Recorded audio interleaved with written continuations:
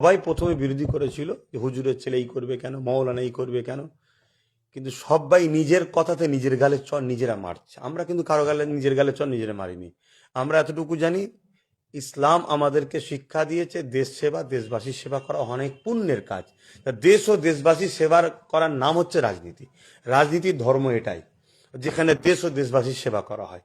অতএব অনেকে অনেকের গালে নিজের জুতো নিজে খুলে মারছে। এখন সমাজ সেটাকে কিভাবে নেবে, সমাজ দেখবে কেন? সমাজ পুরাতন দিন যদি ভুলে যায়, ইতিহাস যারা ভুলে যায় তারা ইতিহাস আর কখনো করতে পারে না। তা তারা সমাজ বলবে। কিন্তু আমি সারা অংশ এতটুকু বলছি, কোন মুসলিম সমাজের সাধারণ ঘরের ছেলে মেয়েও একজন ইসলাম প্রচারক হিসাবে এবং স্বাধীনতা সংগ্রামী মুজাদ্দেদ আবু বকর সিদ্দিকীর চতুর্থ প্রজন্ম হিসাবে মসজিদ, মাদ্রাসা, কবরস্থান, ঈদগাহ, খানকা দুশ্মন হলো বিজেপি। এই বিজেপিকে সম্পূর্ণ সহযোগিতা করছে রাজ্য সরকার। ইও দুশ্মন, দুশ্মনের বন্ধু দুশ্মন। অতএব ইসলামের দুশ্মন, অকাবের দুশ্মনকে যে শক্তিশালী করার জন্য সাথ দেবে, রাসূলুল্লাহর হাদিস কোরআন অনুযায়ী সে ইসলাম থেকে বেরিয়ে যাবে। যে ইসলাম থেকে বেরিয়ে যায় সে বেঈমান কাফের হয়ে যায়। ইতিমধ্যে মুসলিম যেগুলো বিধানসভা আছে সেগুলো বিধানসভাকে তৃণমূল কংগ্রেস তারা টার্গেট করেছে। সেই জায়গায় কিছু বিশিষ্ট ব্যক্তিদের এনে তাদেরকে প্রার্থী করার চিন্তা ভাবনা করছে। কি বলবেন? টিএমসিও বুঝতে পেরেছে মুসলিম সমাজ আমার চুরি, আমার নাটক, আমি যে মুসলিম সমাজকে একেবারে খাদে কিনারায় না ঠেলে দিয়েছি, তারা ভাসছে পারে। এক বলে খাদের কিনারায় কিনারায় আমি ভাসছি আমার এবারে, সেটা মুসলিম সমাজ বুঝতে পেরে গেছে। সেই বুঝতে পারা যাওয়াতে মুসলিম সমাজের বড় অংশ ইন্ডিয়ান সেকুলার ফ্রন্টের দিকে চলে যাচ্ছে। তাই ইন্ডিয়ান সেকুলার ফ্রন্ট থেকে কি করে সরানো যায় সেই পরিকল্পনাটা আজকে করছে। যেভাবে শাসক ছিল যারা টিএমসি, তারা যেভাবে আইএসএফ কে রুখার চেষ্টা করে, তার 1% যদি বিজেপিকে রুখতে চাইতো তাহলে শুভেন্দু অধিকারী পশ্চিম বাংলায় নয় বিহারে বা উত্তরপ্রদেশে বসবাস করতে বাধ্য হতো। কিন্তু সেই জায়গায় শুভেন্দু অধিকারীকে পুলিশ গাড়ি ফোর্স দিয়ে তাকে নিরাপত্তায় রাখা হয়েছে। আর নওশাদ সিদ্দিকীর পিছনে বড় বড় ক্রিমিনাল গুন্ডা সন্ত্রাসগুলোকে লাগিয়ে দিয়ে তাকে মেরে ফেলার পর্যন্ত ষড়যন্ত্র করা হয়েছে। তার ক্ষতি করা, তার কর্মীদেরকে হত্যা করা, তাদের জেল দেওয়া, মিথ্যা কেস দেওয়া, কি না করেছে, ঘরকে ভেঙে পুকুর বানিয়ে দেওয়া। গত 21 ভোটে রোজার মাসে পুরো ক্যানিং এর ঘর বাড়ি পুকুর করে দিয়েছে। ইফতার থেকে শুরু করে ক্যানিং, ভাঙর বিভিন্ন জায়গাতে কি অত্যাচার করেছে বলুন। সেই তুলনায় বিজেপি কে টিএমসি কিচ্ছু করেছে?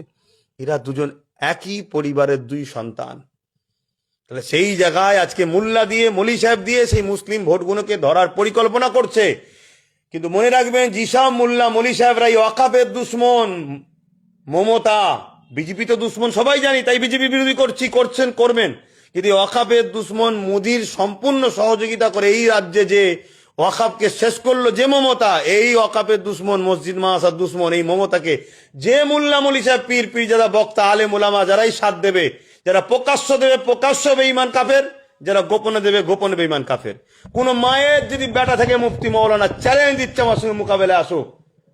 আজকে যারা আমার মসজিদ মেটাতে চাইছে, মাদ্রাসা মেটাতে, কবরস্থান, ঈদগাহ, খানকাকে মেটাতে চাইছে, সেই বিজেপির সাথ দিয়েছে মমতা।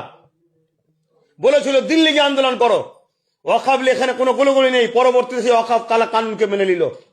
এরকম দ্বিতারিতা ইসলাম বিরোধী মমতা, ইসলাম বিরোধী টিএমসি সাথ যে মোল্লা মলি সাহেব দেবে, জানতে হবে সে অর্থের কাছে, লোভের কাছে বিক্রি হয়ে গেছে, যাকে কোনোদিন ভালো হক উলামা বলা যেতে পারে না। যুগে যুগে ছিল। ইমাম হোসাইন পাকের বিরুদ্ধে 13,000 হাফেজ আলামা মুফতি নেমেছিল। তাহলে আজকেও ওয়াকাফের বিরুদ্ধে আলেম উলামা নামলে তা আমার কি করার আছে? আমি লড়াই করব, তাদের বিরুদ্ধে বলবো। এগুলো হলো সেদিনের এজিদের পক্ষে, আজকের এজিদের পক্ষে। যেমন সেদিন এজিদের পক্ষে 13,000 আলেম উলামা ছিল, মুফতি ছিল, আজকেও এরা সেই আজকের এজিদ মমতা, এদের আজকে মোদি, এদের পক্ষে এই সব মোল্লা মলি সাহেবগুলো জনগণের কাছে প্রচার করা আছে। আজকে আবার বলছি, জনগণ দেখবে, জনগণ বুঝবে। জনগণ যদি মনে করে মমতা আমাদেরকে বাঁচাবে, তাহলে 60 লক্ষ ভোটারের নাম এখনো নিশ্চিন্ত নয়। তাহলে এদেরকে মমতা বাঁচাচ্ছে? মমতা কি এখনো ধর্নায় বসে আছে? মমতা তো ক্ষমতায় ছিল আজকের দিন পর্যন্ত, গতদিন ছিল তখনও ক্ষমতায় ছিল, তাতে পারতো না যে কোনো ভোট হবে না আমার রাজ্যে যতক্ষণ এই 60 লক্ষ নাগরিককে তুমি খেলা করছে, খেলা না বন্ধ করবে। নির্বাচন বিচারপতিরা তাড়াতাড়ি দ্রুত করুক, করে সমাধান হবে, তারপর ভোট হবে। তাতে 2 মাস ভোট পিছিয়ে যায় তো অসুবিধা কি আছে?